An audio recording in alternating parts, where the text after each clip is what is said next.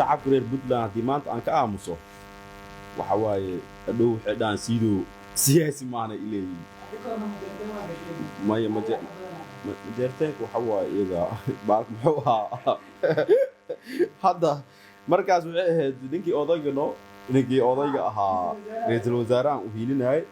qofka walaalka markuu wanaag markuu sameeyay in lagu dhiirigeliyo waa maanta oo kale in oo walaalaha reer Puntland wanaag ay sameeyay inaa ka aamuso waxaa lii maleeyaa siyaasi oo daciif ah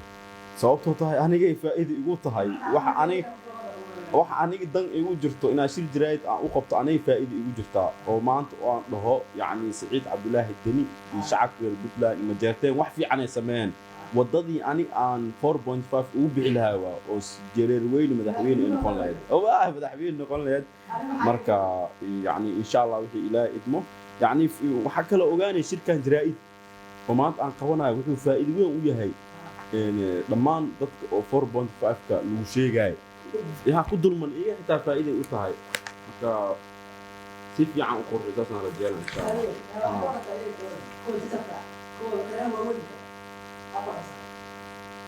والله هل صار ولا قال دونا هل صار ولا قال دونا وحوا دورش قف عطى ديماته يعني وقتها نيكي من كان او دول كان او ابدال ودغين هي مid shabeel anaga ugu badannahay halis ay galayaan xawaarada dhulka uu degan yahay beledweyne inta dadan fiir jireed hadan uu fiiri waxyaabaha oo lajisle jireed yani halkii qofood jireed oo heesta intaas oo caruur oo waaweyn 20 jir 20 qofood asaha door qof hadii imaad guri meeqa soo bixi karto ha yani halis ala galaa marka ninkii doorish qof cod diidan qof tuug ee waaya dalka inuu dhaco rabaa marka حواي مهم